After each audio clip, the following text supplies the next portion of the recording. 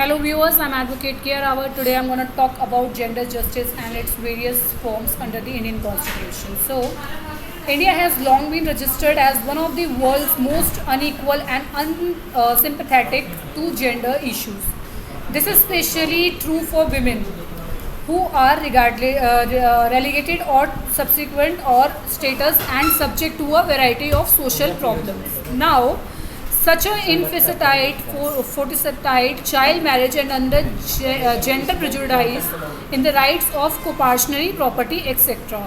Our country has been unable to free itself from the shackles of outdated social practices and traditions even in the 21st century, when the entire globe has awakened to feminism appeal. Now, in a keen order social structure, India remains the most important component of the patriarchal belt of the world, where women are still inferior to men. As India is known as the male dominant society, still it is known as the male dominant society. Now, the farmers of the constitution believe that the Indian women should be treated equally and that the state should protect their rights. Thus, they include provisions to protect women's interests and to achieve gender justice. Now, gender justice under the Indian Constitution. The Indian Constitution had provided new dimensions to Indian society. The term gender is not used in the Constitution. Instead of gender, they use the word sex in Article 15, 1, 16, 2 and 325, which prohibit discrimination based on gender. The word gender is used, although the term gender has a narrower connotation than the term gender. Discrimination based on gender, color, creed, caste, race, religion and other factors has been prohibited under the Constitution as they are violative to the fundamental rights.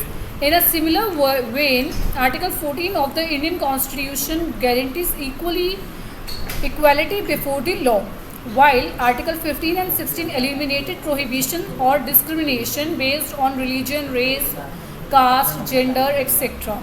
Among the other factors, and provides the state guidance to establish provisions for women and children. Our constitution interestingly gives the state the authority to make particular provisions to the protection and development of women and children from the time to time. A slew of laws has been established to empower them and elevate the status. For example, in the previous era, the public do not allow the women child to go to school and work. But as we see now, in the 21st century, women are doing so well in their own fields. So this is what gender equality is all about, or this is what feminism or equality or gender-based equality is all about. I hope you are clear with this video. If not, do let me know in the comment sections. I'll clear all your doubts regarding the gender equality under Indian Constitution in my next video. If you have any doubts, then I'll clear all of them in that particular video. Till then, take care of yourself. I'll see you guys super soon in my next video with some other legal topic.